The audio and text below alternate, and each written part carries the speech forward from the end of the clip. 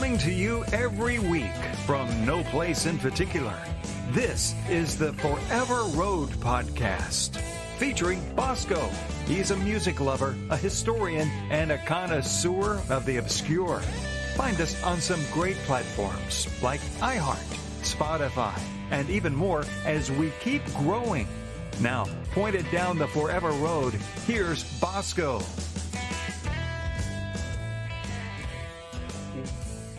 Yeah, welcome to the best, worst thing you've never seen.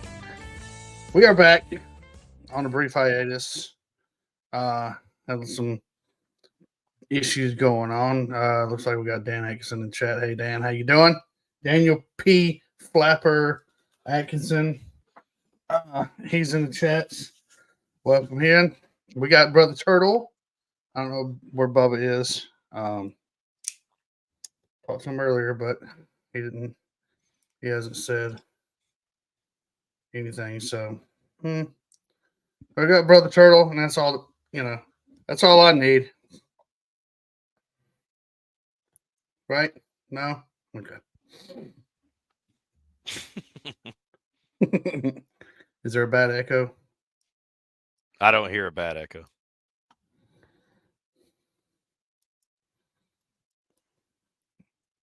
Let me see audio. I hear microphone.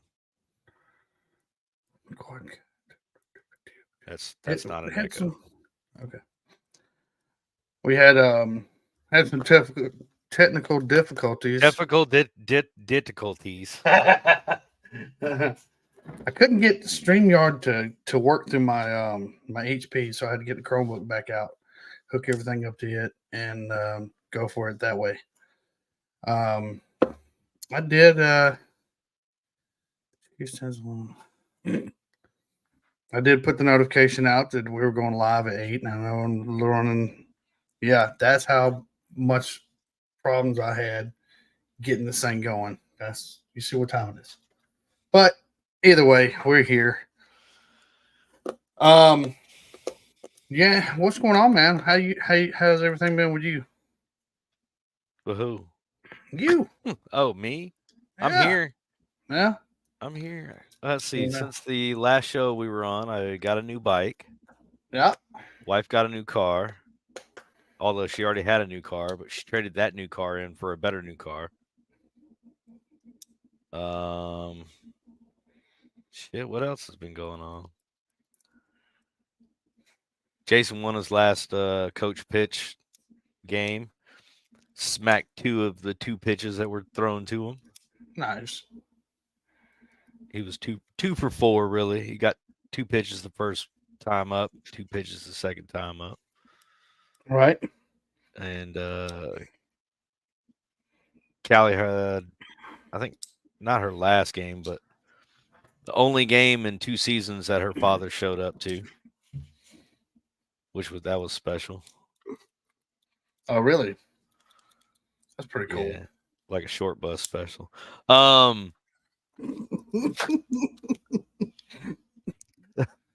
Sorry, I had that one planned out. I made sure I went to work during that time period just because I don't like the guy. And right. He irritates the shit out of me because he's doing the same things as a parent as I did with my oldest child with my first wife. And I completely ruined that relationship. And it didn't help that when I was trying to mend it, it got destroyed internally, but whatever.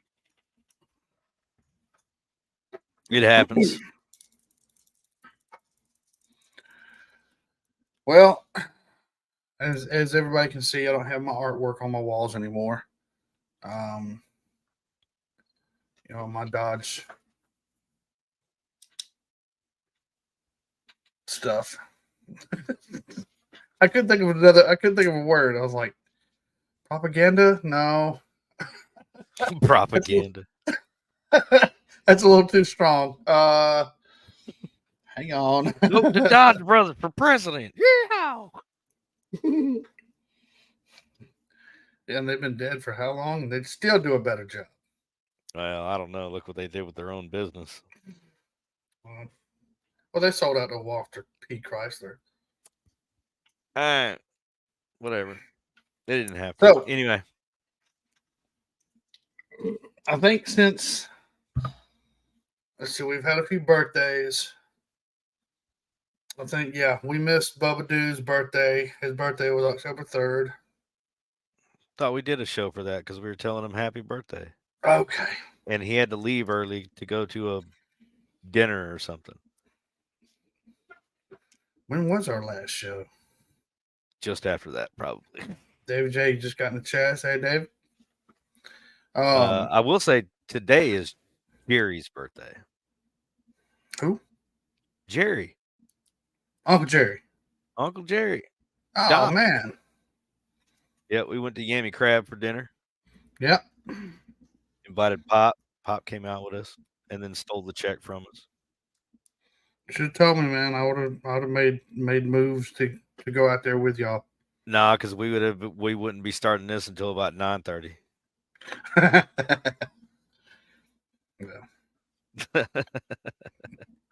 Because I didn't get home until about 6. Yeah, well, there we go. I don't even know if he's watching.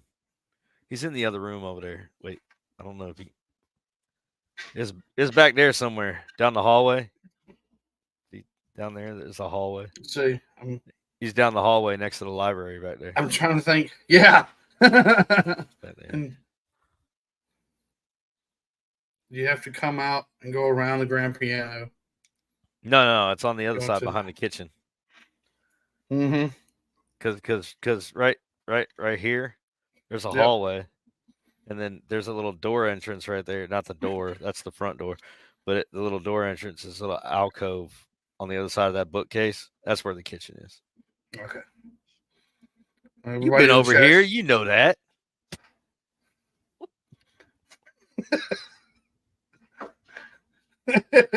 I'm just surprised you found a fireplace and once you started cleaning up your room there. No, I just took out the wall behind me. That's the living room. Oh, yeah. It's not just an office anymore. But I'll put this out there from everybody. From me and Turtle, Uncle Jerry, everybody here, just us two, Forever Road Podcast, and all of our listeners. Everybody wish Uncle Jerry a happy birthday. Don't even need to know his last name, just Uncle Jerry. That's it. Yep, Uncle Jerry. That's it. AKA Doc. Doc. Because he can fix anything automotive. The man, after being gone for 6 or 7 months to California, I rode right past him in the Walmart parking lot. Didn't even realize it was him. And he yelled at you a couple times. It's hard for me. It's hard. It's hard for me because I got the windows up, the air conditioner on, and the radio blasting. So yeah, but he was yelling at you when you got out of the truck.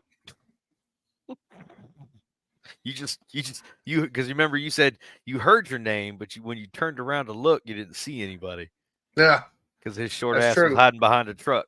Because I was like, somebody yelling at me, and I turned around, and I didn't see anybody in the. I'm like, I guess not. Maybe I'm just hearing things. I mean, I know I'm crazy, but crazy.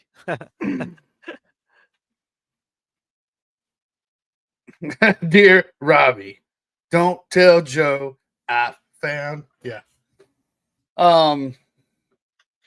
So since we've recorded last, I've had some life changes, and I'm not going to get in the serious part of this, but everybody who follows me on Facebook, everybody from the Failure to Stop community, the Wolfpack members, you know who you are, and the One Morning Out of Here crew.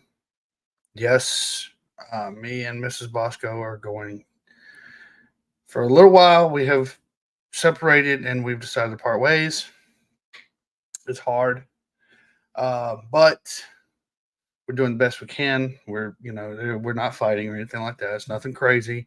Nobody stepped out, but I'm just being transparent and honest with like I owe y'all anything, but just so we got to sell the house, and I got $1. Yeah, so we've decided to go our separate ways, and it's for the best and all that good stuff. But everybody be patient with me. I'll still come in here and record. Starting now, I'm gonna come record every week. Um, but along with that and other updates, I actually, man, my dog Bandit passed away. Last week. I had him for 7 years, and he was a black lab mixed dog that I picked up. Honestly, not 15 minutes north of here. I found him in a box. This old hillbilly girl had him and his other, I guess, sibling puppies in a box sitting in front of the Dollar General out in the middle of nowhere. And he said, "Look at this ugly mutt." Yeah, I he better walked take over the other one. he actually walked over to Mrs. Bosco. He walked over to her and laid down on his back, and he wasn't as big as this microphone. And I reached over and started rubbing on his belly and playing with him and all that, and he just laid there, And I asked the girl; she had probably about 3 teeth in her face. I asked the girl how much she wanted, because I figured she said nothing. She wanted, I think we gave her $20 just, and, and that was my partner for the last 6 or 7 years. And he got into something and he passed away. So that was funny. That was fun waking up Monday morning and I found him. I knew he was going to pass away. I just didn't know, but he got sick, and it was a real hard weekend last weekend, to say the least. But had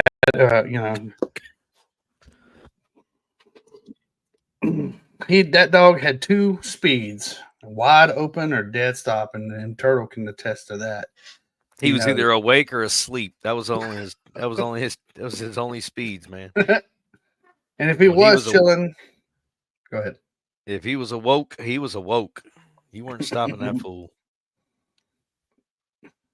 He was, like I said, he was either wide open or chilling. Asleep. Yeah, asleep. Even awake, laying down calm, he was still wagging his tail, not eating nothing. That was the most ADD dog I've ever met. Oh, man. It was my boy, though. Yes, he was. Bandit, where's your ball? Across the yard until he found it and still wouldn't bring it to you. Nope. Nut job. I loved him to death. He was something special, brother. Yep. That fool, he would, while we were, the gaming setup is in the same room here. He'd be laying in his bed over here, and that was the first time I think I noticed this last year, that he snores. And it made me laugh because he laid on his back, and he's snoring. Is he snoring? But yeah. So in memory of Bandit, which he was named after, I named him Bandit because I got him right when Burt Reynolds passed away. Or right after.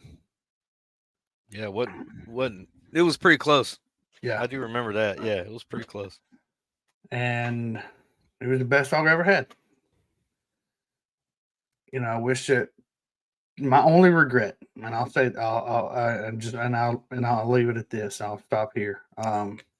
My only regret is not taking him and having him, bred with a female black lab. That way I could have one of his kids, But just search the neighborhood. The lady across the street said the same thing. Just search the neighborhood. I mean, he did get out of the yard that one day, and he was gone for like a week, and then you found him on the porch across the street miraculously. Yep. I'm just saying. Yeah. I was worried sick that whole week, man. I'd come home and ride around the neighborhood. I remember. Good Lord. I remember the conversations. I had everybody out here looking for him, and he was trapped on somebody's porch, screened in porch. That he couldn't have Um, gotten onto without being able to get out. right. He couldn't. Yeah, couldn't. He didn't do it by himself. Yeah, because the door opened out, Yeah. and had he gotten in, he would have been able to push out. If he got in through that door, that means it was already open and somebody closed it. Yeah. So, in memory, here we go. In memory of Bandit. We love you. We miss you. We'll see you on the other side.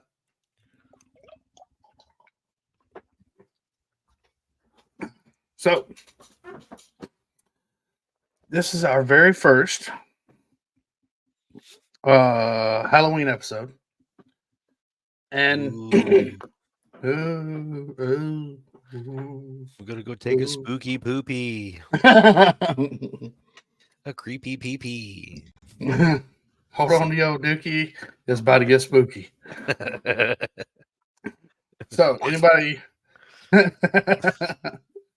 I know you haven't seen the movie, but because this is an automotive and music history and culture podcast, I figured, hey, why not? And it's right here on top of Halloween. Halloween. Yeah. All Hallows Eve. All Hallows Eve. What's the other words? All of those. Yeah.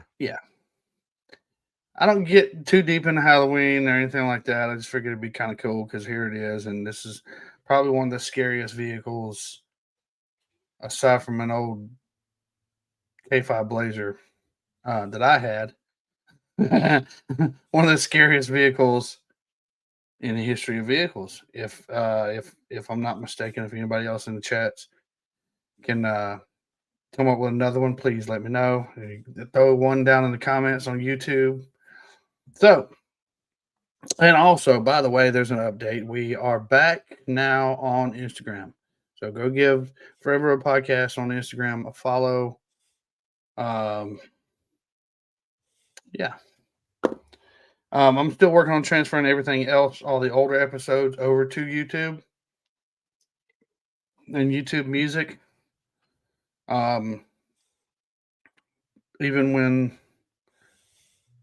Even when I sell this house and move, whenever I move, in that whole process, y'all just be patient with us.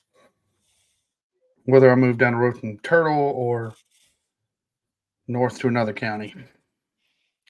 You don't want to move here. There's too many white folks. Oh, it's scary. Yeah,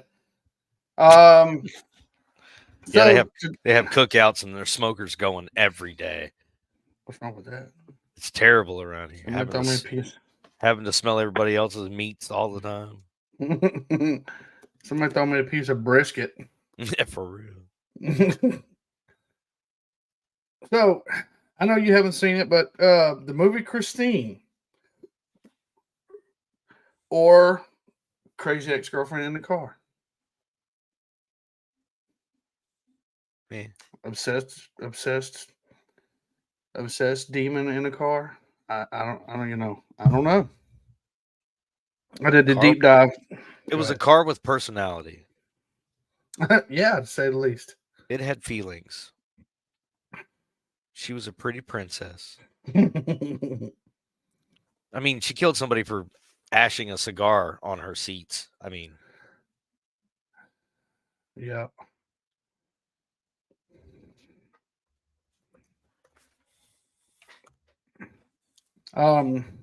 So 1958 Plymouth Fury. You want to go over some quick facts and then go over the movie facts, or what? Sure, let's do it. All right. Nope, this is different. So the movie, I'll pose this question to you, and I know you didn't see it. Maybe Dan Hanks has seen it.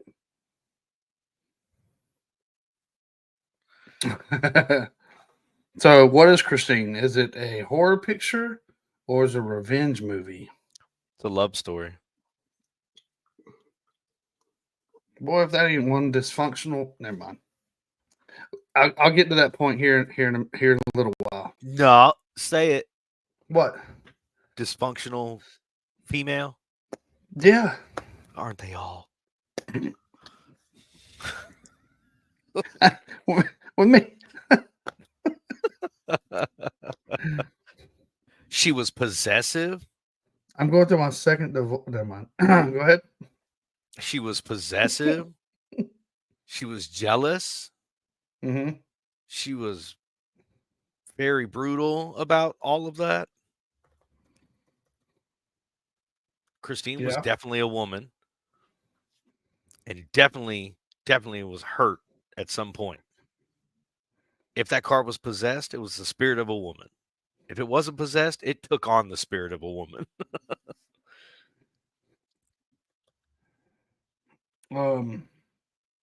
So, yeah. I don't know. I heard that it was a demon possessed car, and then I heard that the car itself was the demon. Christine is. But you know that that's not possible. Mm-hmm.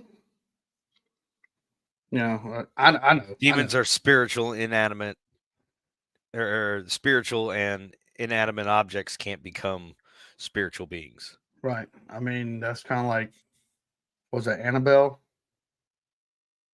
Yeah, You know, Annabelle, Chucky, right. Slappy. Let's go through all of the. Slappy? Let's go through all the Goosebumps movies. Why don't you? Slappy, that's a new one on me. You haven't heard about Slappy? Oh, come on. Slappy was a Goosebumps guy. He was a clown looking thing with a tuxedo on. Or no. He was like a butler or something.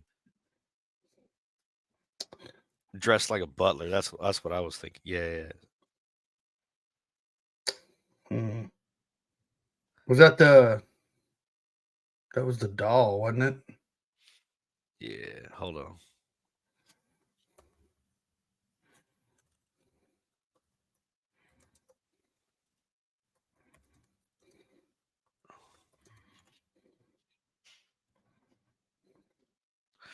I'm sharing it on screen. It's this guy.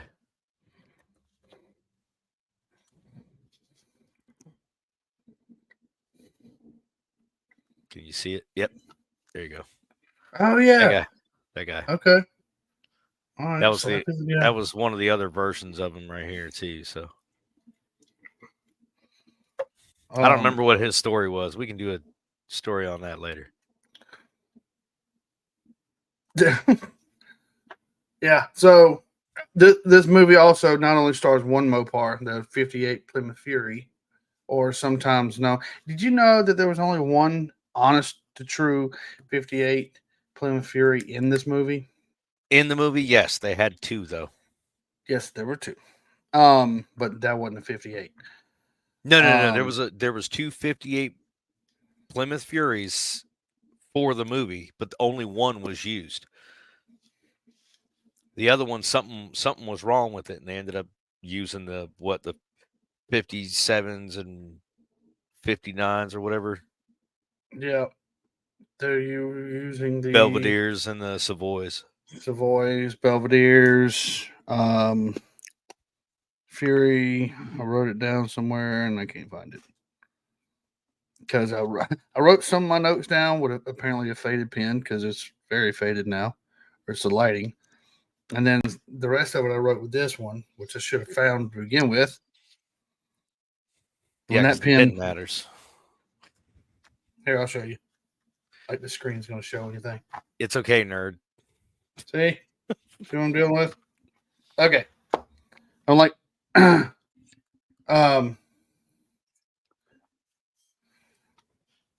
so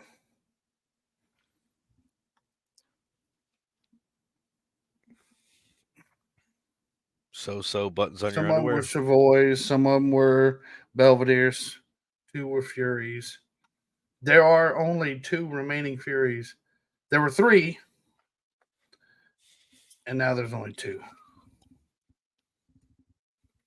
One's in a museum somewhere, and one got sold in an auction for a cool $275,000, and that was probably 4 years ago, from what I understand.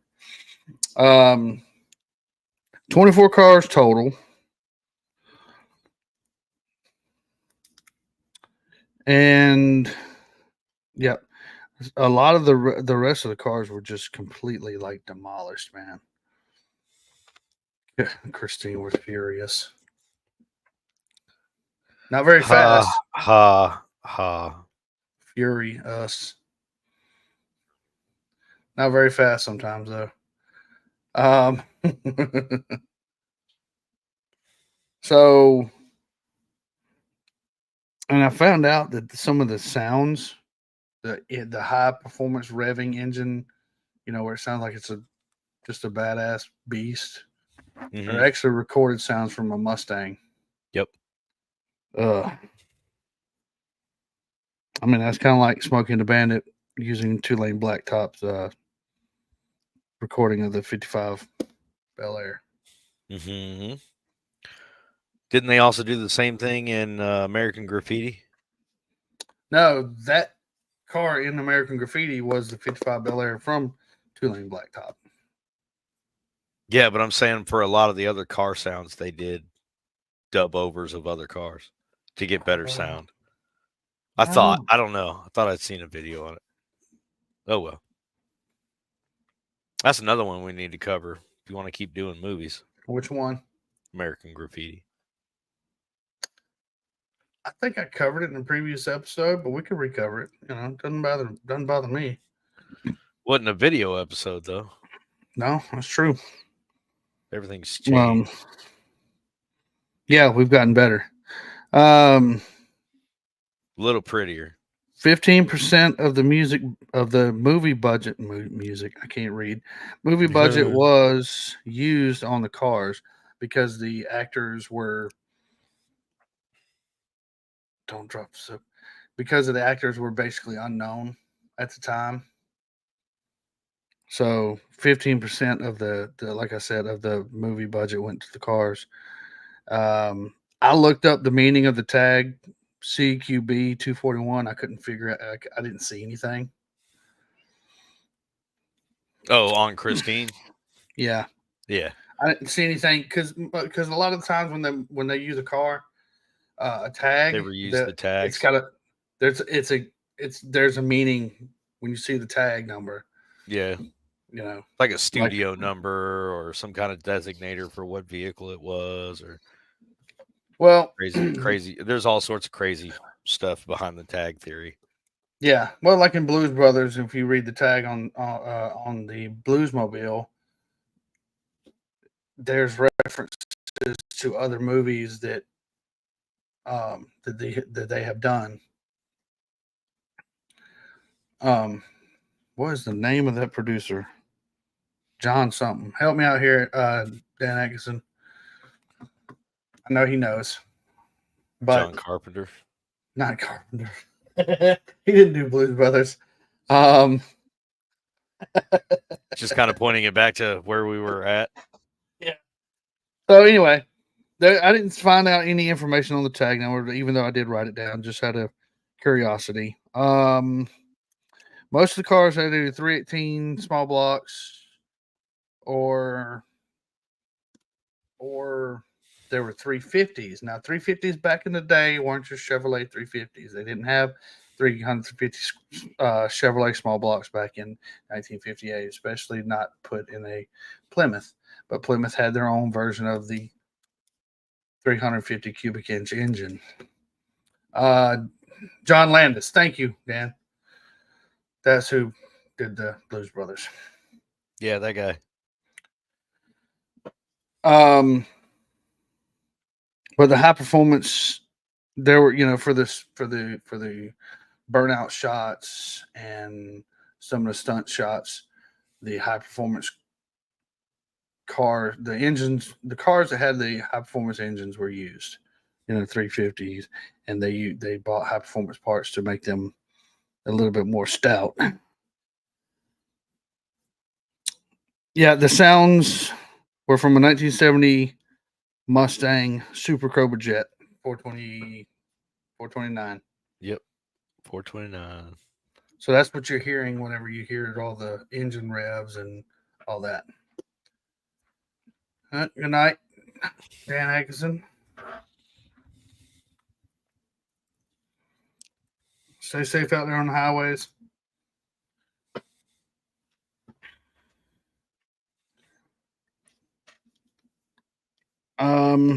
The damage regeneration scene was when they made full-scale model plastic molds of the car, and it's full-scale plastic, soft plastic, and they removed the engine and transmission out of the car, and then they use rams and cables to pull the, make all the pieces bend in and look like all the damage. They filmed it in reverse. They filmed it, and then what you see, and another part of this, I'll get to that in a second, and then they played it in reverse for the movie. But they added that after filming had wrapped up. Yeah. Somebody came up with that idea. And one of the other producers, his wife, said when they heard George Thorogood's Bad to the Bone come out, was it 83, 84, something like that? When it came out, because this is a music podcast too, and then, if you don't like George Thorogood, then you need to go buy a different set of ears or something. Bye. So, I mean, I like George Thorogood. Not on my top 10, but he's down in my top 20. But the song "Bad to the Bone," one of the producers' wife said he did use that movie because Christina was born bad, supposedly in the factory. Now, another thing is there were no 1958 Plymouth Furies painted red. There were none. They were all beige with the gold trim. Sandstone white with buckskin beige interior. Yep.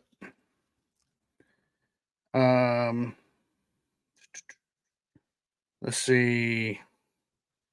The fire driving scene was very tricky to pull off. They had it totally engulfed, and the windows were all blacked out. And the stunt coordinator, apparently, he's trying to drive the car. When he runs into the gas station, everything blows up.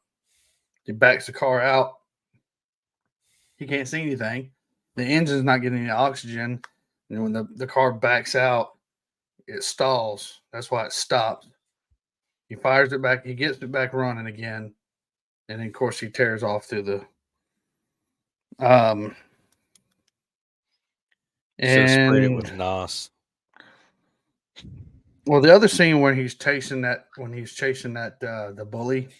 Mm-hmm. What's his name? Danny? Buddy. When he's chasing the bully down the road, they had coated the car with rubber cement and set fire to that, so it's not such a big. Yeah. It wasn't such a big issue. Kevin Bacon was actually supposed to play the lead role. Who else? That's the only one I heard was Kevin Bacon. They didn't mention anybody else in all the research I did. Did you find anything? Yeah, now I have to go back and find it again.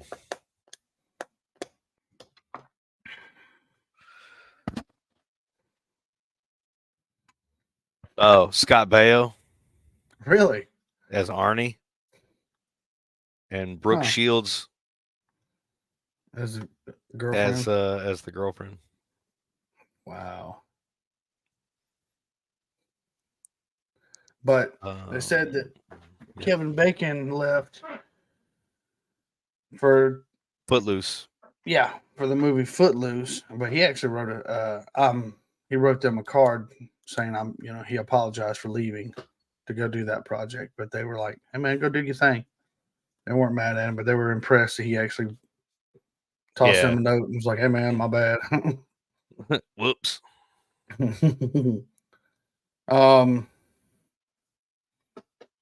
Let's see. The car itself is a demon covered down. Yeah. One part of this movie is they tried to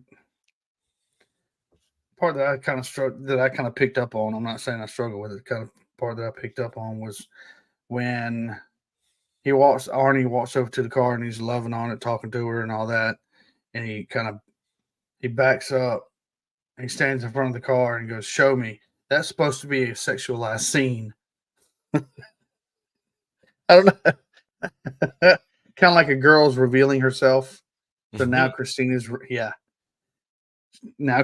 revealing herself. She can regenerate. But that's all my little facts that I found out. So that's all the facts that I could come up with, at least right off the rip, and research that I found today. What you got? Car doesn't exist. I'm pissed. Huh? The car doesn't exist. I'm pissed. No, I knew going into this conversation that car didn't exist. Not because it's a movie car, but because they only made 58 Furies in one color combos. Sandstone white with beige interior. Yeah. That was it. You got gold trim, I think it was.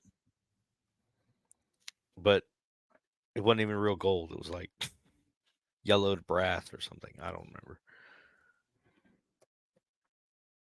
But I'm still mad. That car doesn't exist. They made him a whole movie and even said it was a custom order, and nobody custom ordered any of the 58 Furies. Not in red. Not in any other color. Nobody custom ordered a 58 Fury. I think it was 59. Then we were like, hey, wait a minute. The Fury was pretty cool. Let's start a special ordering them. I don't think anybody, I didn't find anything in the 2 hours I spent doing any kind of intellectual information search. Did I find that anybody custom ordered a 58 Fury? They literally were only made in that white and beige. So that just made me even more mad when I found that out. It's like, well, there couldn't even be a Christine. How dare you? No, because you couldn't afford it, Jordan. You could not afford one of those cars. Well, 5,303, 1958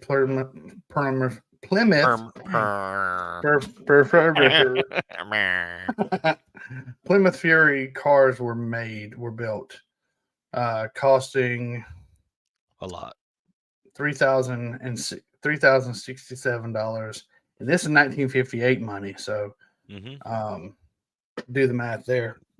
No, relatively short-lived on the market due to its high price and an economic recession. We're in the middle of the 50s. That was a year before this house was built.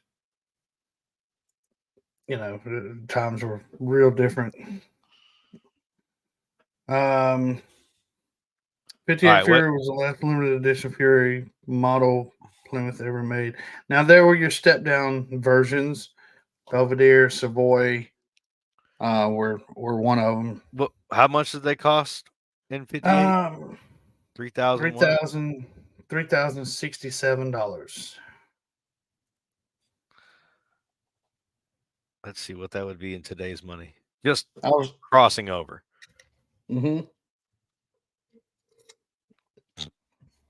$36,218.28. That's for inflation. That's today's money. Yes, but the value of that car now is worth over $200,000 easily. Yeah. Well, it was auctioned at $275. But that's the Christine car. Yeah. Yeah, that's the Christine car. How much is the Plymouth Fury worth now? Let's look that up. Go ahead. I don't even know if I've actually ever seen one in person. And I'm not sure they had any at Mo Party. I was gonna say I've seen one in person, but I know it wasn't a Fury. It was like Belvedere. They're worth about 58,000 now, so almost twice what they would be, twice the value of what they were in 58, as to now's, with inflation, twice what it would be worth paying it now. But yeah, Jordan Jay, I was over there at his house last night, as you know, and we were talking about that. I said, man, How would I know? I I don't wasn't know. there. I was cleaning up this office. I said, I don't know, man. I don't know if I'd own one. I wouldn't. No. The gas cost of trying to get that lead sled around. Come on, I'm having enough trouble just trying to keep the Jeep full to take the kids to school. Which I did find out has a 2-inch lift. No. Yeah, it's going to look retarded when I put the stock tires back on. I'll leave it alone, man. You got $1,200 for, tires? No. $2,400 for tires? No. I didn't think so, because neither do I. Yeah, we need some sponsor money. Some tire company, some local tire company. That'd be great. Give me a 50% discount or sell them to me at cost. Yeah. And even then, I'm still looking at over $1,000 in tires. So now that we got into the car, let's get into the meat and potatoes of the movie itself. You got, from what I can tell, and if anybody's seen the movie, it's very obvious. From what I can tell, you have the outcast, awkward nerd Arnie. He's very shy, very awkward. He's, everybody picks on him except for his buddy.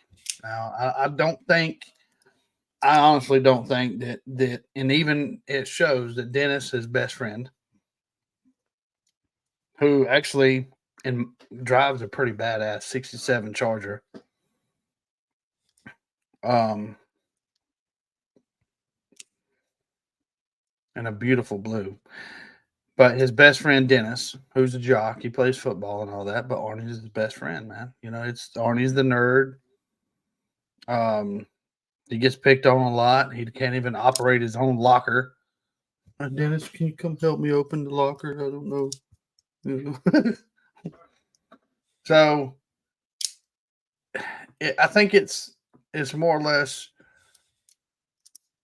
so he gets picked on. He gets bullied by this dude, Buddy, who looks like a knockoff of Jim Morrison. In my book, that he looks like a, what were they? Well, back then, so it would have been Kmart. It looks like a Kmart version of Jim Morrison. I mean, and but he finds the car and he falls in love with it right off the rip. Now, a lot of people don't know this, and some of you do, maybe not. The old man who sells him the car is the old man that harasses Kevin McAllister in New York in Home Alone 2. Yeah, finds him in the church, and he's the old man sits there beside him, Kevin McAllister in the church, and he's like, "Hey, man, I'll give you a good deal on an old Plymouth."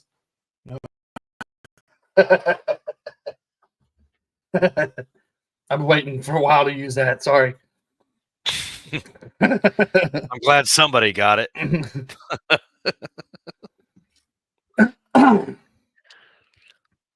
But so I think that him finding the car, whether it's possessed or not, and being a gearhead myself, him finding that car gave him purpose.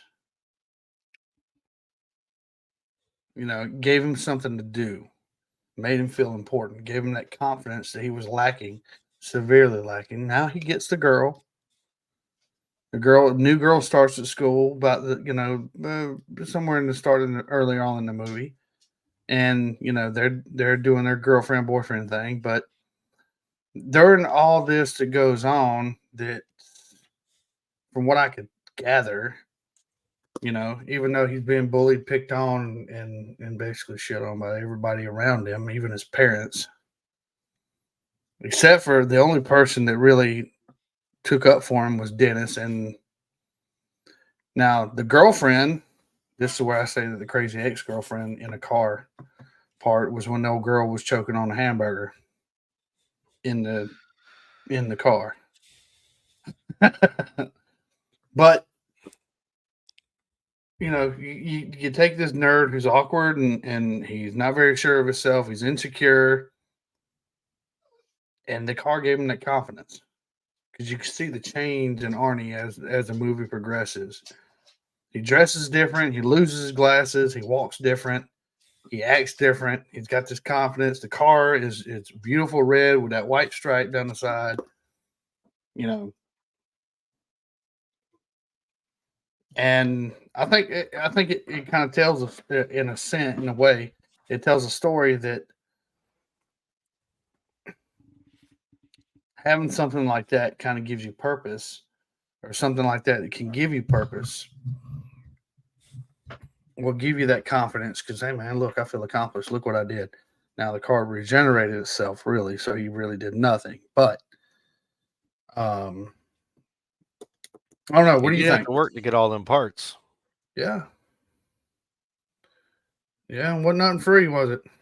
No. That whole man was like, go ahead. I mean, it did cost him his life.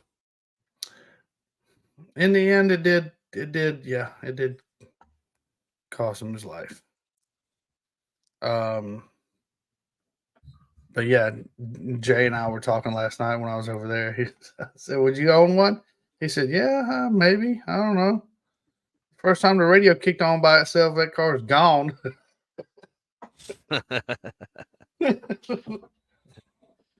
I swear I turned this radio over to the rock station, and now it's playing oldies. I can't get it to stop.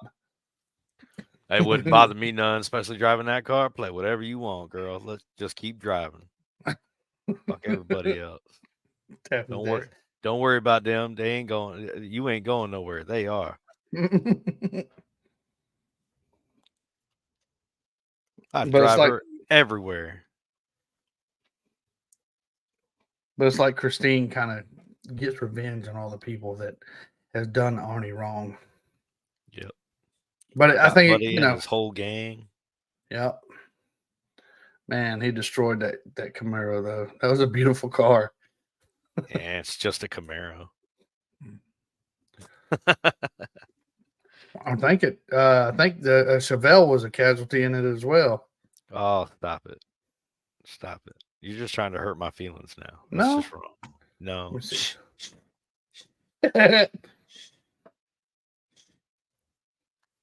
Let's see.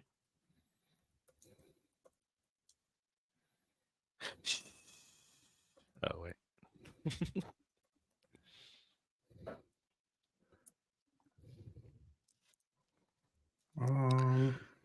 That's it.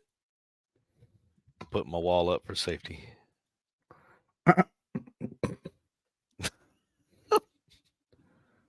Yeah, I can't get any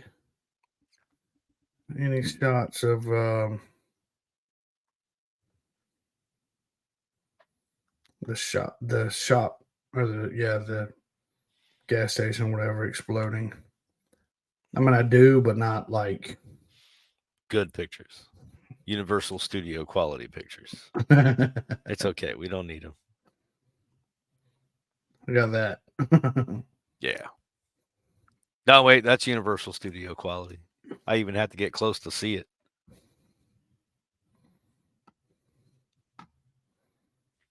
Yeah.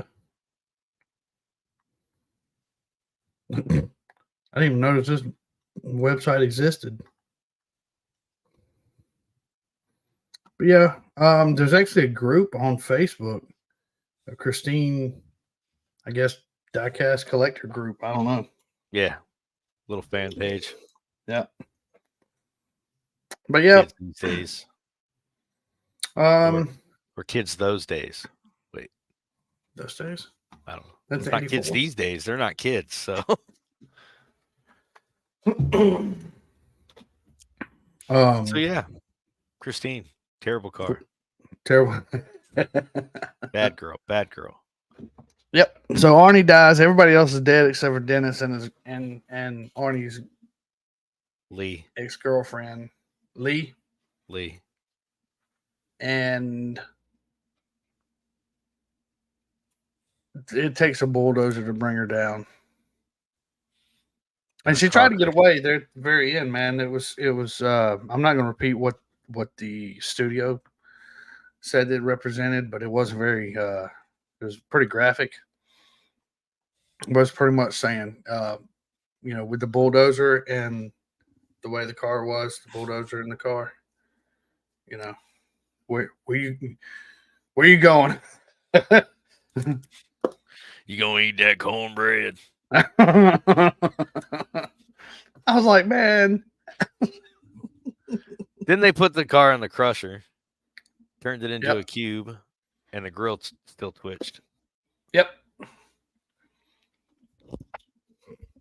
I'd have dropped that thing in a vat of what's that? The molten metal. Nope. Boop. Nope. Gone. Nope. Because Why? they use that metal for other stuff. Nope. Mm. Nope. I'd have dropped that Joker in the depths of Mordor. All right. Put that bitch in a volcano. Put it in a volcano. It'll just continuously churn. Yeah. It'll just It'll make constantly. the volcano evil. It's already Oh evil. yeah. What do I care? We don't have any volcanoes in the United States except for Mount St. Helen, and she already blew up in '81. So we're good for like another until after I'm dead. So it's okay. Yeah. I mean, happens after we're gone. Who cares? Exactly. But I still Best wouldn't luck to drop you, her in everybody Mount else. St. Helen. Yeah, for real. Let's Best not get luck into to you. political. Let's not get into political stuff. But look what's happening.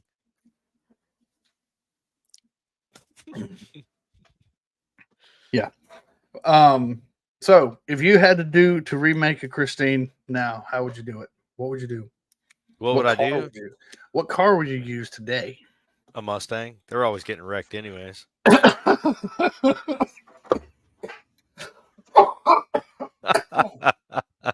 I'm lightheaded. See, Ow. I had to put my wall up for safety. So you would use a Mustang? No, I probably wouldn't.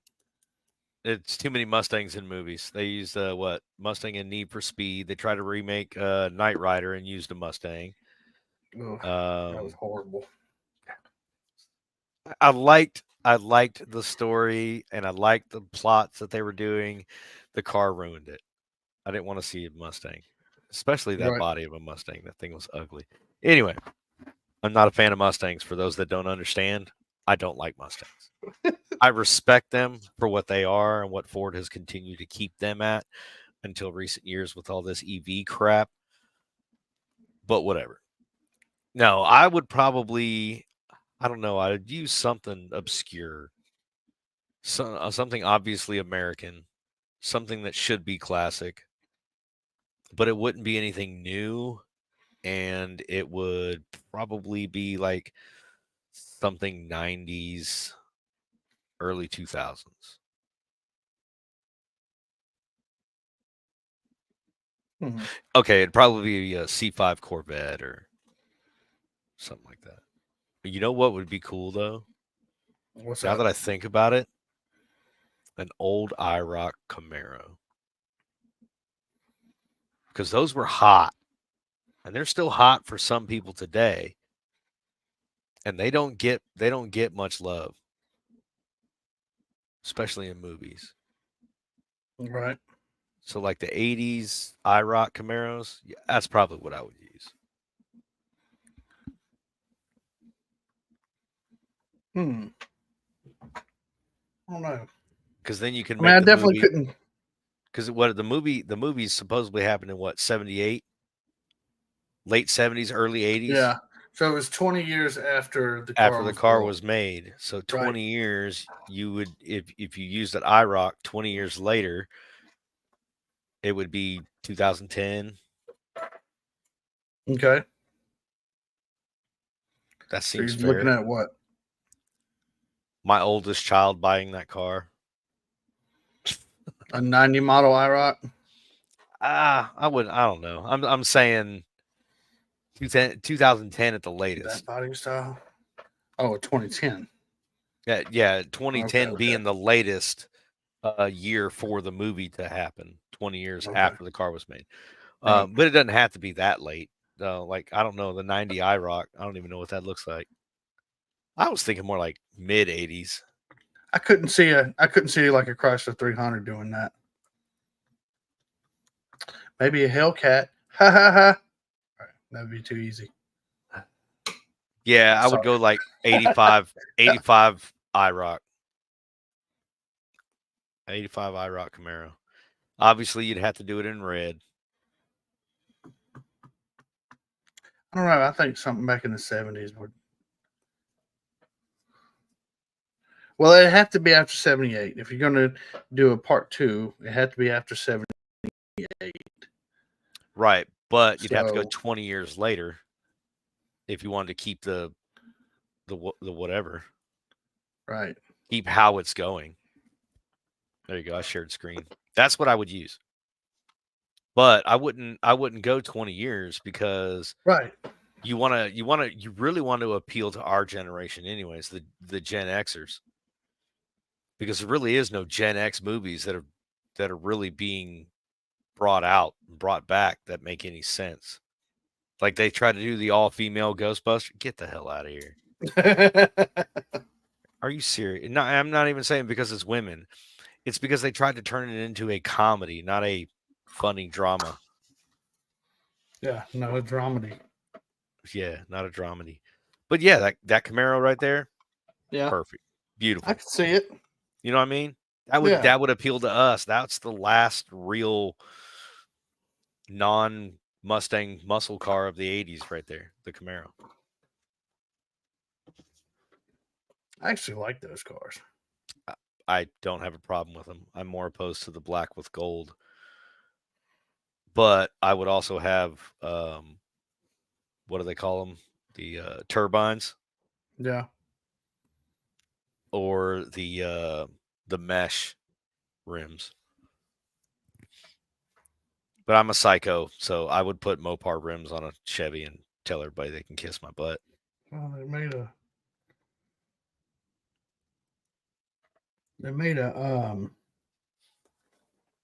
BBS style. Yeah, BBS mesh. Or did they do a turbine as well? A BBS for the turbine. Camaro, I was thinking about the Trans Am. Yeah, same. Really. It's not a snowflake; it's what they call it, a spider web. Yeah, spider web or a mesh. Yeah. Yeah, just depends on who made it, what they call it, because obviously one company can't call it the same thing as everybody else. I had a set of those on that Camaro. There was just the 5 stars. Yeah. Yeah, those were standard on all those Camaros during those years. You hardly ever see another Camaro with of that year full factory that don't have those. Now they make them replicas. Yep. So they're a hot commodity. They also make them in a drag setup too. They're aftermarket. I think who was it that did it? Shit, I can't even remember now. There was a company that made some, like Weld does. Yeah. It might have been Weld, but it's not the whole 5-star. It's like an inner. It's a 3-piece. So the 5-star bolts to the halo, and the halo's got the bead lock on it. Those were pretty cool. I don't remember if it was Weld or not. Let's see. I don't know. If I mean, I like that idea of a Camaro, but so who would you play? So you got Arnie. We'll just make it just these three. You got Arnie. Who would you pick as Arnie? Lee and Dennis.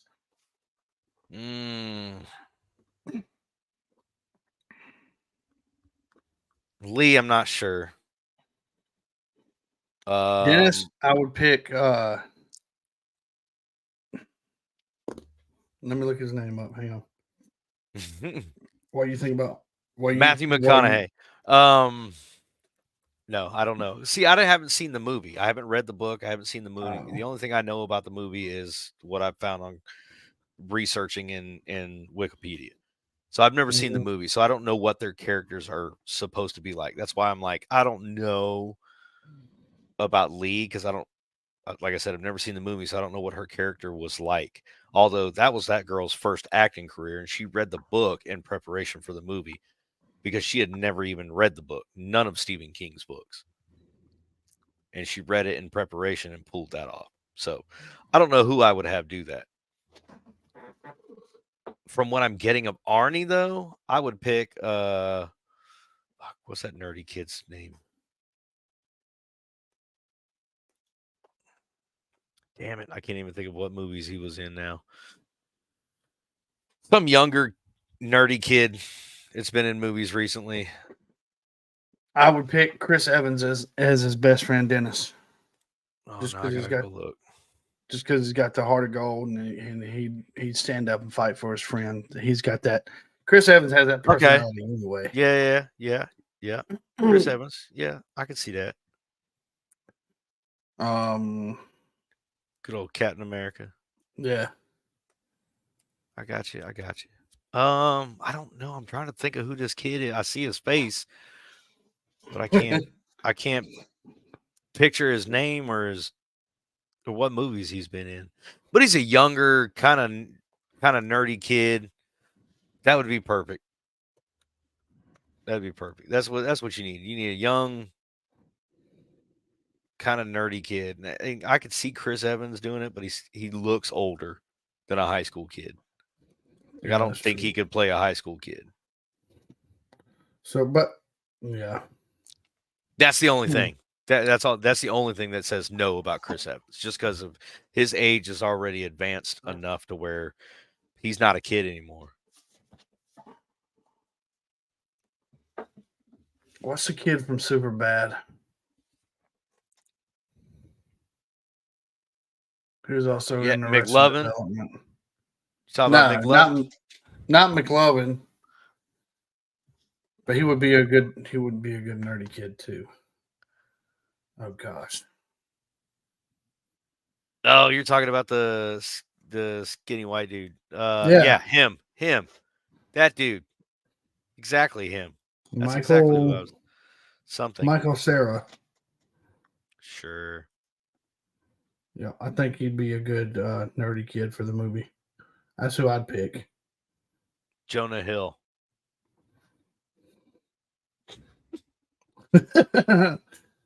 Michael Cera, that's that kid there. Yeah. Yeah. Michael Cera. He's 36. That's exactly who I was thinking, but he still looks young. Mm-hmm. So yeah, I could see him doing it. That's exactly who I was talking about, the nerdy kid that has been playing in recent movies. I could see him doing Christine. He would be perfect. I don't know. Hell, you could even have McLovin be Dennis. No, because he was a jock, wasn't he? Yeah, he was a jock. Jonah Hill. He's not really a jock, but no, he played one in a movie once. It had to be one of them. Fucking John Cena. Channing Tatum. Why not? They're in every other fucking Vin Diesel. It's my family. I don't have friends. I have family. I mean, well, speaking of car movies or whatever, but we used to say that, and then until he started saying it, we used to stand by that. I don't have friends, man. I got family. Yeah, now And when then you say it, now, everybody's like, "Oh, you're quoting fucking Fast and the Furious." Yeah, yeah, motherfucker, I've been saying that shit before fucking Vin Diesel was a breakdancer. yeah. Thanks, Ben. You ruined it for everybody. Yeah, way to go, nerd. But yeah, so that was Christine, and I know Halloween is a few days away. What's your favorite Halloween candy? Really? You had to ask Yeah, me of all yeah. people. Well, my favorite Not a candy of Bucky's burrito and a hold on. Celsius. No, you have to put caramelized pecans over the burrito for it to be a candy. Um, you just put one on top of the Celsius can. It falls under Halloween treats.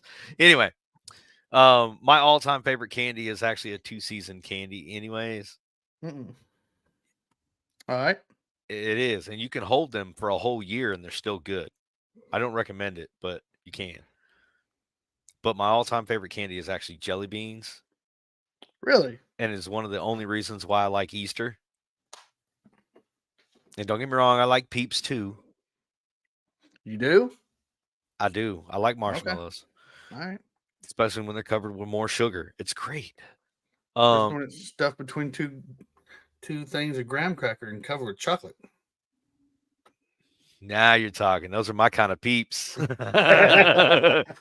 So anyway, you put them in the microwave for 10 seconds. Anyway, they fluff up.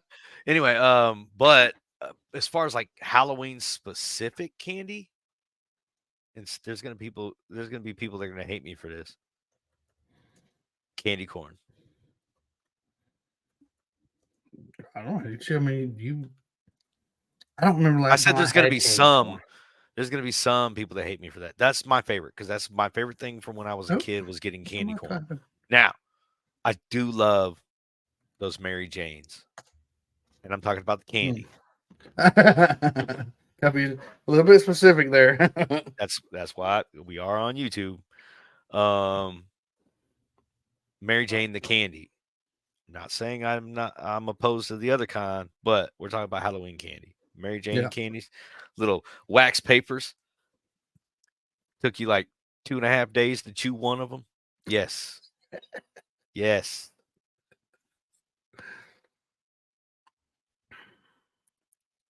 Hmm. The mama wanted you to shut up, so she gave you a piece of candy So to yeah, shut you up. I want everybody in the chats, or if you're watching, or even in the comments after this is done. Whenever I post this, even to Facebook, comment. What's your favorite candy?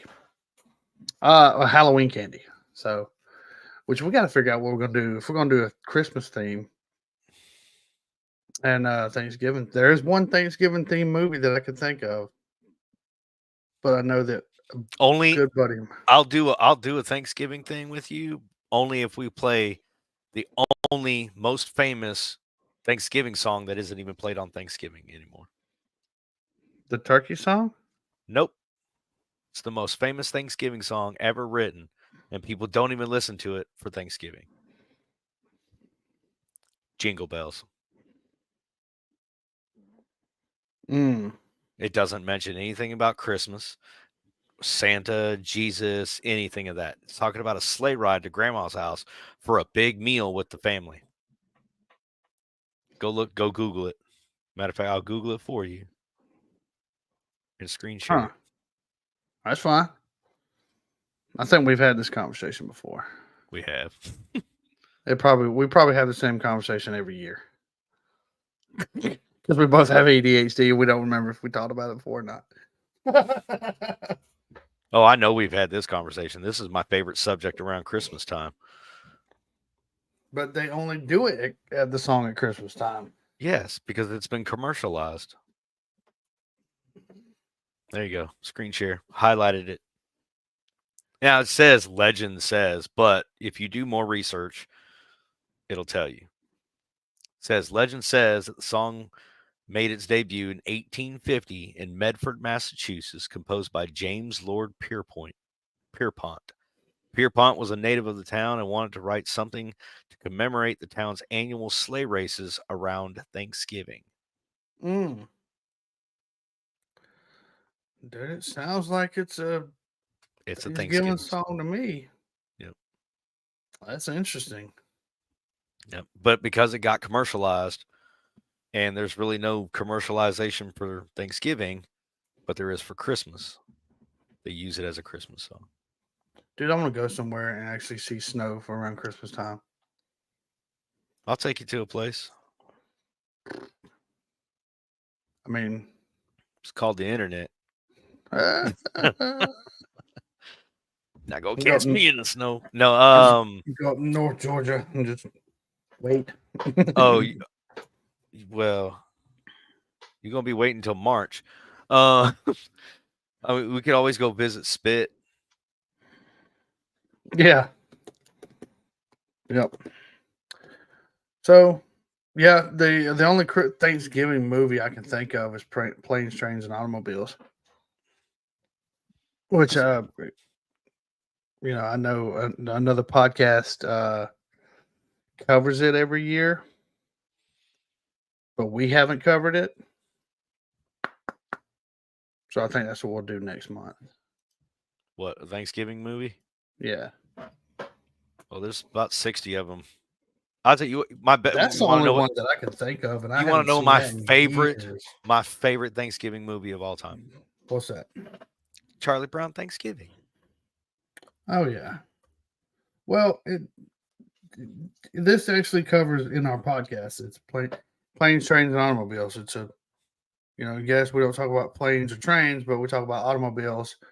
And Well, there was Tower Heist. It's got cars in it.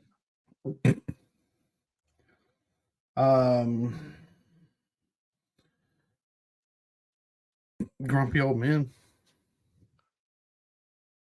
I told you that should have been our name for the podcast. Granted, it would have been Grumpy, not so old yet, man. When do you hit middle age? Somewhere in the middle. You won't know until the end, though. Oh yeah, yeah. It's called what's that thing where you can't remember stuff? Amnesia. No. That's the one where you lose your memory. Oh. What's that one where you just start forgetting things? I can't remember. Dementia? Yeah. Wait. No. Okay. At least maybe it is, but I forgot. You didn't get the joke. It's okay. Generally between 40 and 60, but the exact range is debated. Some say 35 to 44. Some 45 is my midlife crisis. That starts next year in April. 35 to 64. Yep, somewhere in there. Hmm. It just depends on how long you lived. What really means your midlife crisis. When you get excited about nothing but one thing, and it's the most ridiculous thing, just know you're in your midlife. I got a new fridge. Let me post it on Facebook. I've only been there for about 3 years, so it's okay. I'll be getting a new house here soon, which I'm going to need some moving help, by the way. I got a truck. Told you. When you're ready to do that, call me. Nah, I want to do this. I'm going to get a U-Haul with what little stuff I really have. A big U-Haul can fit everything I got. Do it all in one shot. Unload one. Boom. Done. Over with. What you could do is, if your credit is good enough, liquidate everything you've got that you don't need. Keep your big red Dodge. Yeah. Use whatever money you've got. Put a down payment on a trailer. Camper trailer, big one. Mm-hmm. A nice one. But get one of the toy hauler style, so it has room in the back for like a motorcycle. Not saying you should get a motorcycle or a golf cart or anything like that, but you'll have storage on the back of your house. You go live in a campground. Once your house settles, find a house, use that money for a down payment on the house, sell your camper, put that back into the house. Just thinking. I've thought about that. Matter of fact, we had a conversation. Oh, but anyway, well, all right, guys, we're gonna go and get out of here and play some video games for a little while. Before it's time to go to bed. And we are back. Check us out on Instagram, Facebook, YouTube Music. As soon as I start kicking things over to that, for our listeners, thank you for being here. Thank you for being patient. I'm back, and I've actually missed this. Had a lot of things going on, like I said, going through this life change. But hey, man, change is inevitable. Somebody told me that a long time ago. Best I can do is just roll with it, and you know, I keeping my mind straight. I got my faith in God that that everything will be fine. Um, you got any jokes? Any dad jokes? Anything? Anything else to add?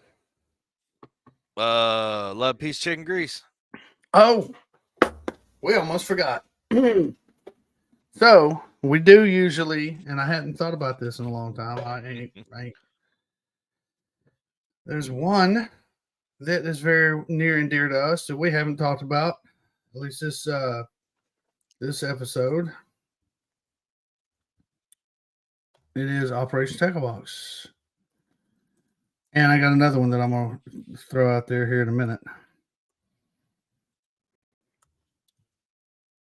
I'm gonna pull it up. Everybody, y'all know it's the season. Y'all know what season it is coming up, and a lot of. Oh, did you pull it up? Yeah, I already got it up. It's been up. Okay. So you didn't have to. There's another one I'm gonna look up while you got that one. It's Operation Tackle Box, 501c3 nonprofit organization. I'll let you control your screen there. Y'all go check these guys out. Turtle, take it from here because I'm gonna look up this other one. So Operation Tackle Box was started by a good friend of mine. His name was Jacob Watkins. He was special operations with the Army overseas quite a bit. He came back, felt useless, couldn't figure out what he wanted to do. His father told him, "Go fishing. Just get on the boat, go fishing." So he did. When he got back, he felt so much better about himself, about where he was in life, and he wanted to share that with other veterans. So we started Operation Tackle Box, not directly, but it led into what is now Operation Tackle Box. It is his 501c3 nonprofit organization that takes veterans out of their dark place, lets them go fishing, takes them out on the water. You can talk, you don't have to talk, you can just go fishing, just enjoy the time out there. And he gives you or what they used to do. I don't know if I'm sure they still do it because they take donations for it all the time. He gives you rod and reel, I think 2 rods and reel, a small tackle box with tackle in it, a t-shirt and a hat. It says Operation Tackle Box. It's got this big logo. You can also go to the shop now right here, and they have a shop where they have hoodies, t-shirts, men's and women's t-shirts. They even have little women's spaghetti strap shirts. They hats, they've got everything, koozies, everything. And currently they're raising money for more charter fishing trips down in Florida, down in Gulf Bay charters. You can look them up as well. They're big into helping veterans and they're big into helping Operation Tackle Box. 100% of the donations go to OTV's mission. They are currently doing a raffle or a giveaway for a 2023 Polaris Ranger XP 1000, and it will be modified. This is the current picture as to what it was when they got it and then had it wrapped with the Operation Tackle Box logos and whatnot. It's going to have a bunch of modifications. You can go to this link here where it says buy tickets, and I do believe there's more information on there. Here's some of their pictures. This is their website. This is operationtacklebox.org. It's an amazing program that Jake has got going. This is Jake here, and one of the many people that has helped. But it's a great organization. They do take donations of all sorts, not just money. If you've got old fishing gear, contact them. Jake will be more than willing to take any fishing gear you don't want and renew it into giving veterans fishing gear. Now, they also help veterans with um, going through the VA and getting claims taken care of. They're really good about it. He's got some people that he works with, and he's got it going on. If you're a veteran, definitely contact them. Now they are currently out of Sonoya, Georgia, and they basically do mostly close southeastern region at this time, but he is looking to expand out. He is currently moving to, or has moved to, Florida, so he will be opening up on a base of operations down there as well, because he's doing so many charter fishing trips. And that's Operation Tackle Box. Good deal. So, yep, y'all go please check those guys out. Now we do know that hurricanes blew through since the last time we recorded. Yeah, one or two. We'll be all right. Well, and we do also know that we can't really depend on the federal government for jack squat. We learned that back in Katrina. Yeah. Everybody learned that back in Katrina. So there's another company called the Sentinel Foundation that was brought to my attention through my good buddies over there at Failure Stop. Eric Tanzi was right there. Eric's in North Carolina, as many of you know. He actually bring it to the screen. Okay. Sentinel Foundation. They're a large it's another 501c3 counter trafficking, child trafficking. But right now they're in critical response to help the Hurricane Helene victims, for lack of a better term. They're going, so if you want to donate, there's a donate tab when you go to their page. It is foundationsentinel.org. The links will be in the show notes.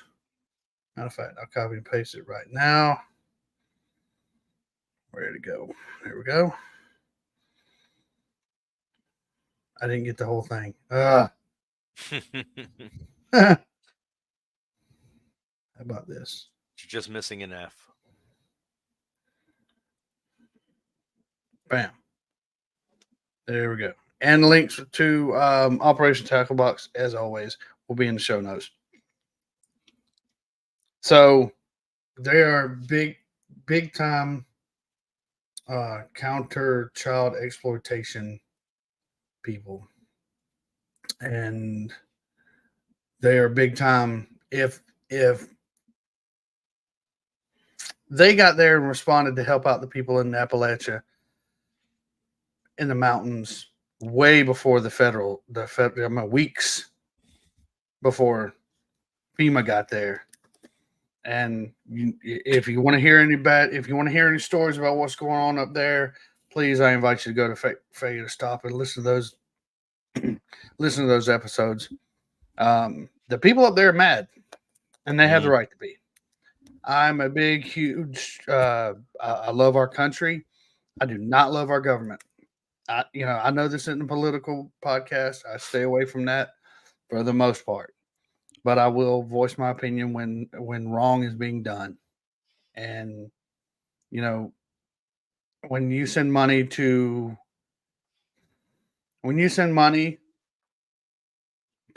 somewhere else, and your family, your people need it more than the other people do, there's something wrong with that. So that's about as political as I'm going to get on that part.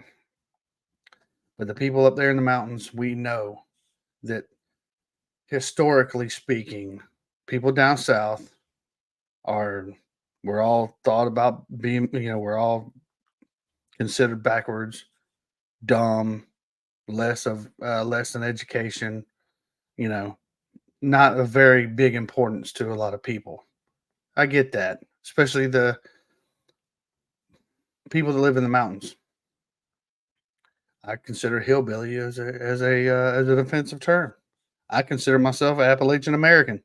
But the ones that live up there now, they need help. Their houses are gone, their families, some of them, their families are gone.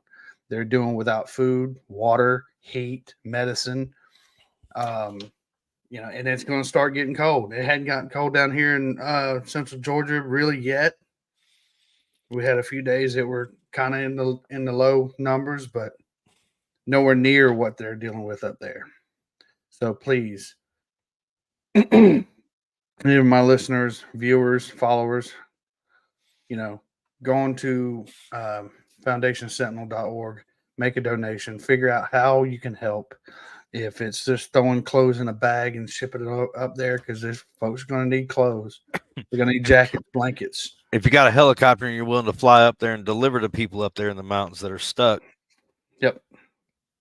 Hey, there's another YouTuber that did it. Yeah. Matter of fact, there's from one story that Tansy said, and I just real quick, one story that he talked about was there's a Vietnam veteran up there right now flying his helicopter in and out of these places. Yep. And as they were flying through this valley, he said that the helicopter pitched up and it swung around, and he goes, "Oh!" He just makes this noise, and what he saw now, a Vietnam veteran, so guess the age, and what nobody else saw was the power line right there, and then they came within feet of devastation. So these are the hardworking. It's not FEMA that's up there working. It's not FEMA's taking all the supplies and storing them. And they're taking right. They're taking supplies. They're taking stuff from these people that need the supplies.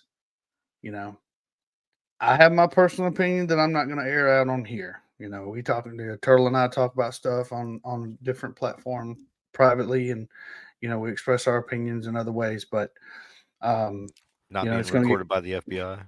Right. I don't get paid for this anyway on YouTube. I do have a full-time job, and I'm very glad for that. I don't get paid for this.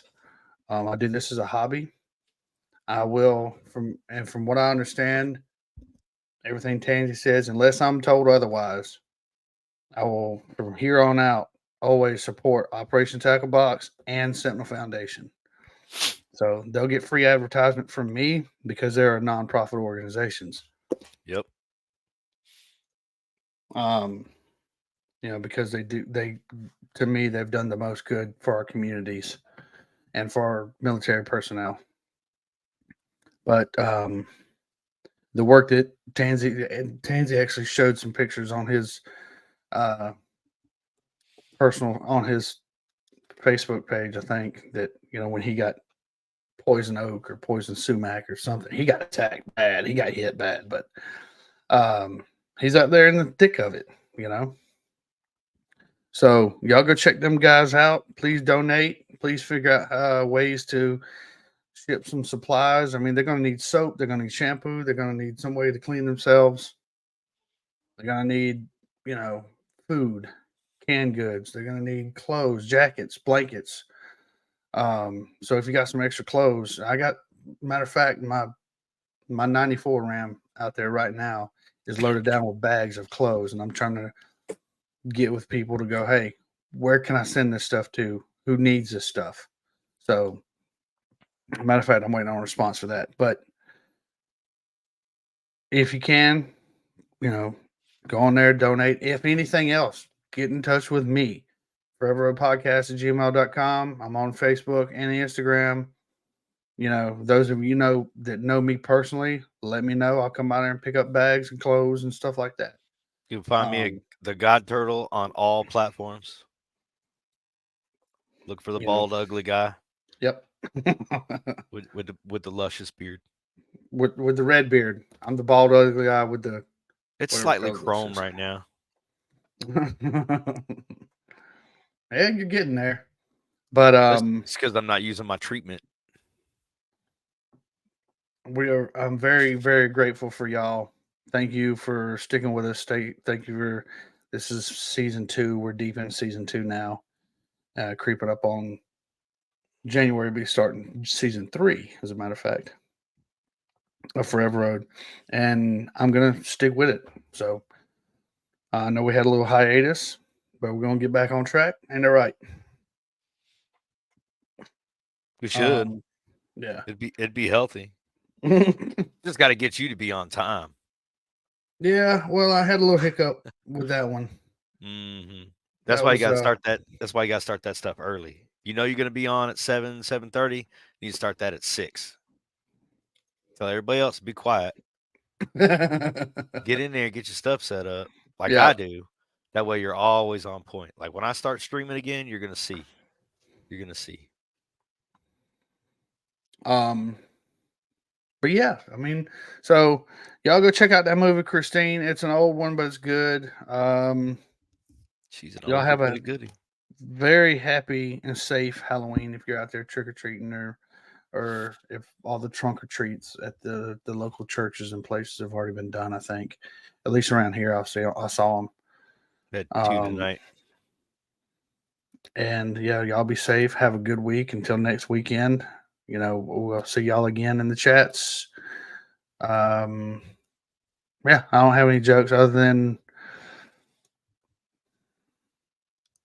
no new jokes anyway. That was good.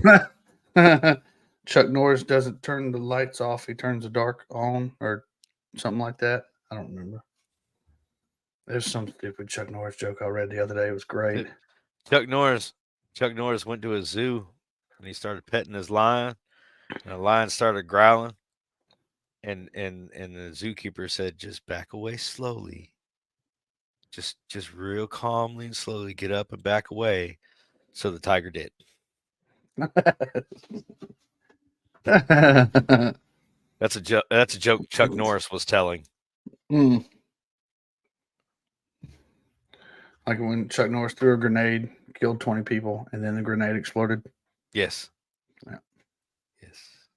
Or once suffered a snake bite, and after 3 agonizing days, the snake finally died. Chuck Norris once went to a feminist rally. He came back holding a sandwich with his shirt ironed. Yeah, his undershirt ironed. His undershirt ironed. And that's how we got kicked off of YouTube. All right, y'all. As always, we will see y'all next week. Have a safe one. Find me on Instagram once again. I know I said that a few times, but hey, here, we're back on Instagram. I'll start throwing out little short clip videos and clips. I don't know what our topic is next week. We'll have to get on. We'll have to look at our calendar and kind of fill some stuff out. But yeah, if you'll just stick with them, I will. I hope. Y'all see what I have to deal with here? I have ADHD and a GED. That's my excuse. I know what we're going to talk about next week. Okay. Let me know off camera. No, I'll tell you right now. Everybody can get prepared for it. I'm only going to say one word, and that's it. No description. Because next week on Friday, I think we should do the show on Redbone. And I'll leave it at that. All right, y'all. Well, as always, everybody, the road goes on forever. I love y'all. Peace.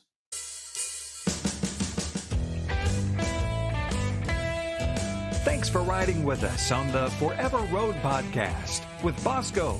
Hey, you can find and follow us at Instagram and Facebook, or just drop us a line or a question anytime at foreverroadpodcast@gmail.com. See you next time on the Forever Road podcast.